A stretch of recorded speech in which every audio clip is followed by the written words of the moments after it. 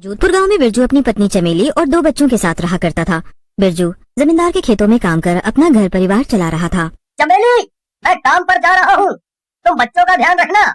जी ठीक है, शाम में आते वक्त आटा चावल लेते आना, घर में राशन नहीं है। ठीक है, मैं शाम को घर के लिए राशन लेता आऊँगा। इतना कहकर बिरजू काम के लिए निकल जाता है और जमींदार के खेतों में पहुंचकर खेतों में काम करने लगता है। अरे बिरजू, मैं सोच रहा था शहर जाकर कोई अच्छा काम ढूंढ लूं, तब तक आखिर गांव में जमींदार के खेतों में काम करता रहूंगा।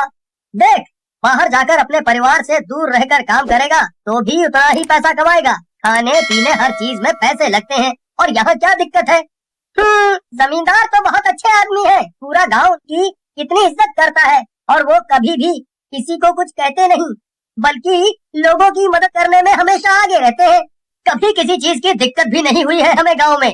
तो भला गांव के लोग शहर क्यों जाना चाहते हैं, मुझे यही समझ नहीं आता। कुछ समय की जिंदगी है, अपने परिवार के साथ ना रहे तो कहाँ जाए। बिल्कुल ठीक कह रहा है तू। मेरी माँ तो मुझे कहीं जाने देने के नाम से ही रो पड़ती है। वही सोच, अब काकी की कितने दिन की जिंदगी ही रह गई है। तू अगर उन्हें छोड़कर चला जाएगा तो उन्हें कितना दुख होगा। तू सही कह रहा है, मुझे यहाँ किसी चीज की दिक्कत नहीं होती और जमींदार साहब तो गांव के लोगों को इतना अपना मानते हैं। गोपाल और बिरजू बातें करते हुए काम कर रहे होते हैं। गांव के लोग जमींदार साहब की खूब इज्जत किया करते थे और जमींदार भी गांव के लोगों की मदद करते। अब देर शाम बिरजू जमींदार के खेतों में काम करके घर लौटता है और घर लौटते वक्त वो राशन भी घर लेकर आता है। आज जमींदार साहब ने कम पैसे दिए थे, कल वो पूरा हिसाब कर देंगे। कोई बात नहीं, जमींदार साहब कहाँ भागे जा रहे हैं और उनके इतना दयालु और अच्छा इंसान तो पूरे गाँव में नहीं है। ये तो तुम एकदम सही कह रही हो। चलो अब जल्दी से खाना लगा दो, भूख लगी है। इतना कहकर बिरजू हाथ मुंह धोने चला जाता है। हर रोज की तरह बिरजू जमींदार के खेतों में काम करता और जमींदार भी अपने खेतों में काम करने के लिए गांव वालों को अनाज या पैसे दे दिया करता। ऐसे ही समय बीत रहा था। एक रोज शाम के वक्त जब बिरजू खेतों से काम करके लौटता है तो वो जमींदार के घर के बाहर से जमींदार को आवाज देता है, अरे ओ बिरजू, जरा अंदर तो आ। अब बिरजू जमींदार की पत्नी चंद्रकला के कहने पर जब घर के अंदर जाता है तो वो देखता है जमींदार साहब की पत्नी, उनका नौकर रामू और नंदू सभी वहाँ मौजूद हैं। रामू, पूछ इससे कि इसने चंद्रकला के गहने चोरी किए हैं। बिरजू, तूने मालकिन के गहने क्यों चुराए? तुझे मैंने सिर्फ पानी लेने के लिए दोपहर में अंदर भेजा था। इसका मतलब ये नहीं था कि तेरी नीयत इतनी खराब हो जाए कि तू मालकिन के गहने चुरा ले जाए। अरे इन गरीबों को सर पर आप नहीं चढ़ाया है, क्या जरूरत थी इन्हें घर के अंदर आने देने की? अरे नौकर हैं, नौकर की तरह नहीं रखोगे तो सर पर ही बैठेंगे ये। नहीं नहीं मालिक, मैंने कोई चोरी नहीं की है। चाहे तो आप मेरी तलाशी ले लीजिए, मेरे घर की तलाशी ले लीजिए। तुझे मैं अच्छा आदमी समझता रहा, लेकिन तूने मेरे घर में चोरी करके अच्छा नहीं किया। इसकी सजा तुझे जरूर मिलेगी। गरीब आदमी हूँ लेकिन चोरी नहीं करता, ईमानदारी से खाना जानता हूँ।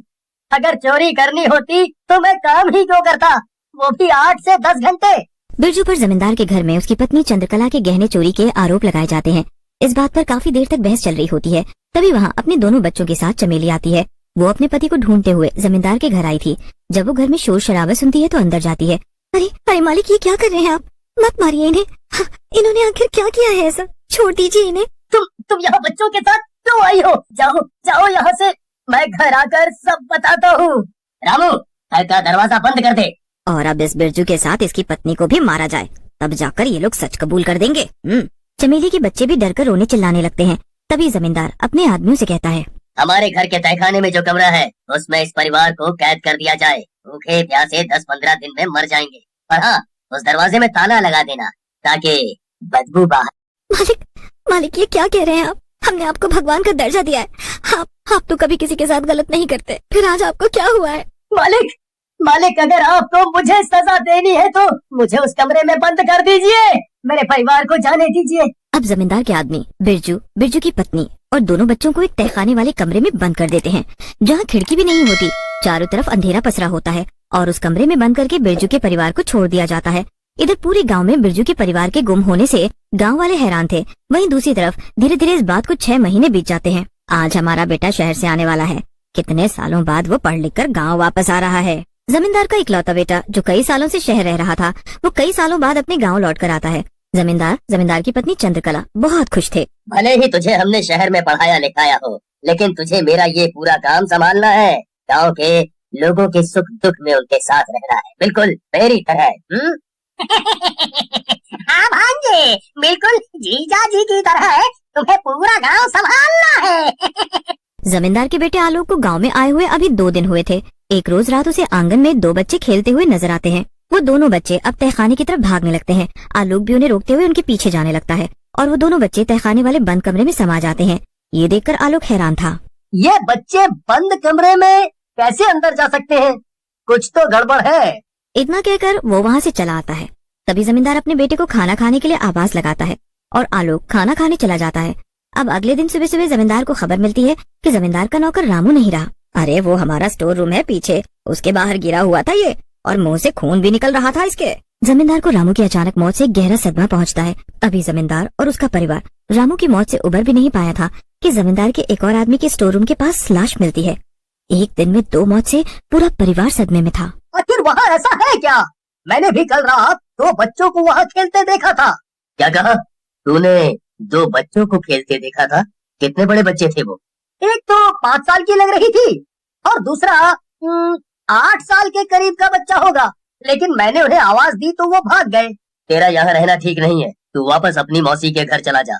पर हाँ, उस तहखाने के पास तुझे जाना नहीं है। कोई भी काम होगा मैं या चंद्रकला या घर में जो भी लोग हैं वो कर लेंगे। जमींदार और चंद्रकला समझ चुके थे कि हो न हो ये काम कोई बुरी आत्मा कर रही है। अब जमींदार और चंद्रकला दूसरे ही दिन तांत्रिक के पास पहुंचते हैं। इधर आलोक घर में अकेला था। तभी आलोक को फिर से वो 2 बच्चे दिखते हैं जो तहखाने की तरफ जा रहे थे। अब आलोक उनके पीछे पीछे जाता है और जैसे ही वो बच्चे पलट कर देखते हैं, आलोक वहीं डर से गिर पड़ता है क्योंकि वो दोनों बच्चे भूत थे। तभी वहाँ चुड़ैल और भूत का आना होता है, यानी पूरा भूतिया परिवार। तेरी मौत जो तुझे यहाँ तक खींच लाई है। वहीं दूसरी तरफ तांत्रिक जमींदार और चंद्रकला को उसके घर में जो बुरी शक्ति रह रही है उसके बारे में बता रहा होता है। अरे उस दिन चोरी मेरे भाई ने की थी, लेकिन मैंने सारा इल्जाम बिरजू पर डाल दिया, वरना मेरे भाई नंदू को घर से निकाल दिया जाता। घोर अनर्थ, घोर अनर्थ! जल्दी ही तुम अपने बेटे को खोने वाले हो। मैं तुम्हारे बेटे को नहीं बचा सकता क्योंकि इस वक्त वो उस भूतिया परिवार के चुंगल में है। तांत्रिक की बात सुनकर चंद्रकला और जमींदार के पैरों तले जमीन खिसक जाता है। जैसे ही वो तांत्रिक के मुंह से ये सुनते हैं, वो अपने घर की तरफ दौड़ पड़ते हैं।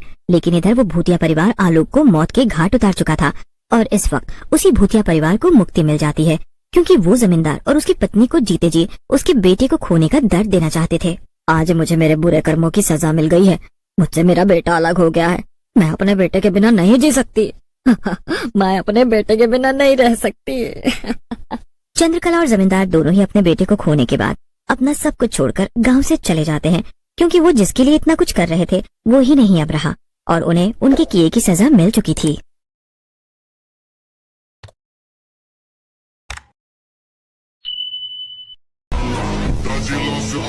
Segurando, olha a via, zapata relaxando, olha a pinga safada.